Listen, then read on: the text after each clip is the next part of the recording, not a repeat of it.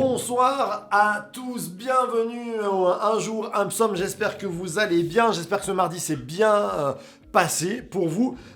Hier on a commencé donc le psaume avec le psaume 55 et je vous ai dit cette semaine, c'est une semaine de victoire puisque les psaumes que nous allons prendre nous parlent des assaillants, nous parlent de l'ennemi, mais nous parlent aussi de ce que Dieu fait pour nos vies et de ce que Dieu agit.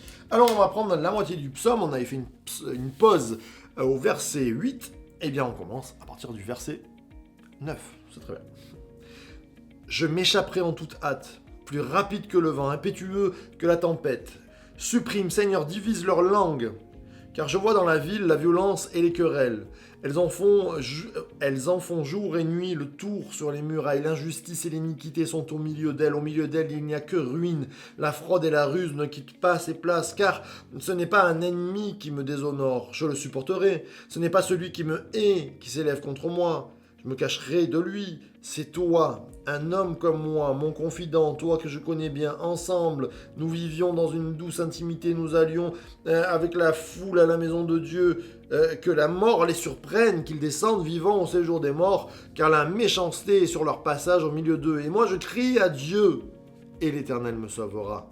Amen.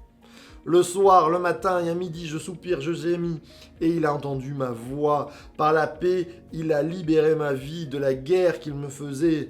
Lorsqu'en nombre ils se tenaient tous contre moi, Dieu entendra et les humiliera, lui qui depuis toujours siège sur son trône. Car il n'y a point en eux de changement, ils ne craignent pas Dieu, ils portent les mains sur ceux qui étaient en paix avec lui, ils profanent son alliance. Sa bouche est plus douce que la crème, mais la guerre est dans son cœur. Ses paroles sont plus onctueuses que l'huile, mais ce sont des épées dégainées. Remets ton sort à l'Éternel, il te soutiendra, il ne laissera jamais chanceler le juste. En toi, Dieu, tu les feras descendre au fond du gouffre. Les hommes de sang et de ruse n'atteindront pas la moitié de leur jour, mais moi, je me confie en toi. Amen. Alors là, ça ferraille, hein. Il y a du combat. Notre ami David, il est en train de parler de quelqu'un. Alors, est-ce Saül, je ne sais pas, mais il nous dit... c'est toi, un homme comme moi, mon confident, toi que je connais bien. Ensemble, nous vivions dans une douce intimité. Et cet homme-là l'a trahi, il semble, est devenu un combattant.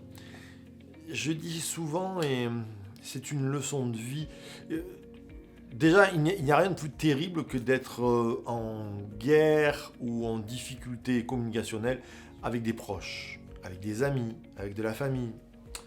Parce que quand c'est un ennemi dont on n'est pas proche, bon, ça coule un petit peu, hein, comme l'eau sur les plumes d'un canard.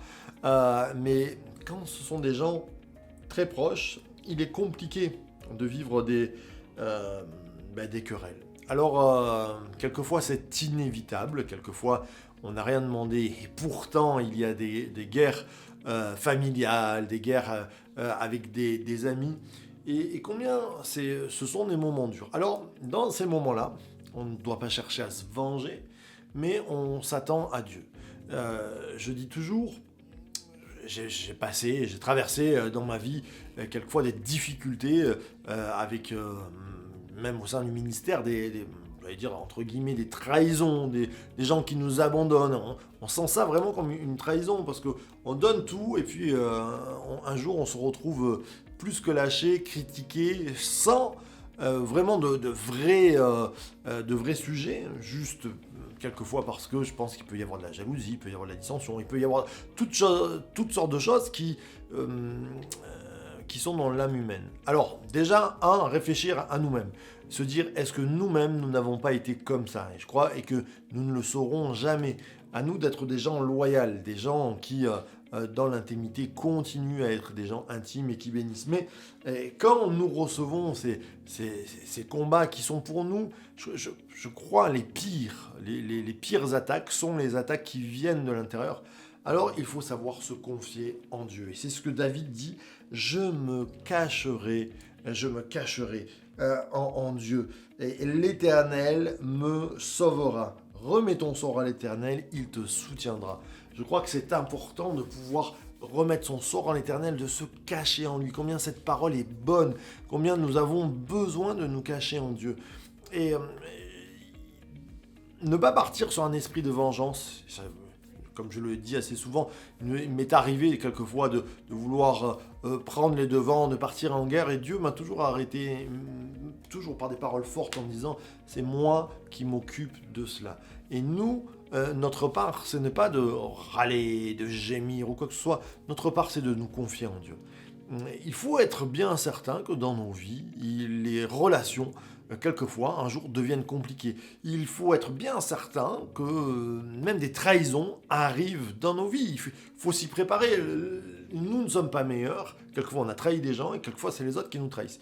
Eh bien, dans ces moments-là, que nous puissions non pas être ravagés, parce que quelquefois, il y a des personnes qui s'écroulent, mais que nous puissions trouver notre force dans celui qui nous justifie. Je me cacherai en toi. Alors cette semaine, dans nos combats, je ne sais pas si ça parle à certains, mais moi je me retrouve comme David et on peut se regarder et on peut se dire ça arrivera peut-être encore. Seigneur, protège nos cœurs, que nous puissions nous confier en toi. Ne vous confiez pas dans vos forces, parce que vos forces, quelquefois, elles faiblissent. Ne vous confiez pas en l'homme, j'allais dire, malheur à l'homme qui se confie en l'homme, c'est la parole de Dieu qui le dit, confiez-vous en Dieu. On n'est jamais déçu avec Dieu. Lui ne nous trahit pas. Quand mon père, ma mère m'abandonnent, ce qui n'a pas été le cas, mais c'est la Bible qui le dit, eh bien lui ne m'abandonnerait pas. Amen. Ça veut dire, c'est rare que les parents abandonnent, ça arrive, mais que les parents abandonnent des enfants, c'est tellement rare. Eh bien, Dieu dit, vous voyez, c'est rare. Eh bien, moi, le rare n'existe pas chez moi, ça n'existe pas, il est parfait, et son amour ne bronche point. Alors, n'hésite pas ce soir à dire, Seigneur, j'ai besoin de toi. Ne doute pas que Dieu est avec toi, il ne t'abandonne pas, et il veut te faire sortir. Et ce que je c'est entre toi et moi, entre vous et moi. Ce que je dirais, c'est que avec le temps qui passe, on voit quand Dieu justifie.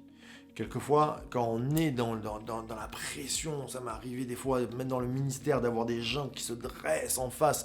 On n'avait pas vu venir le coup. Peut-être si vous êtes comme moi je suis un peu candide. Des fois, je vois pas venir le coup et waouh, c'est dur, mais c'est Dieu qui justifie. C'est pas à nous. Vous savez, David, à un moment donné, il y a Chiméi qui se dresse, qui l'insulte, qui envoie des cailloux. Et il a une très très bonne réaction. Puisque Joab dit « Laisse-moi aller, je le taille en pièces ». Et David dit « Laisse-le faire. Peut-être que c'est bon pour mon orgueil, c'est bon pour...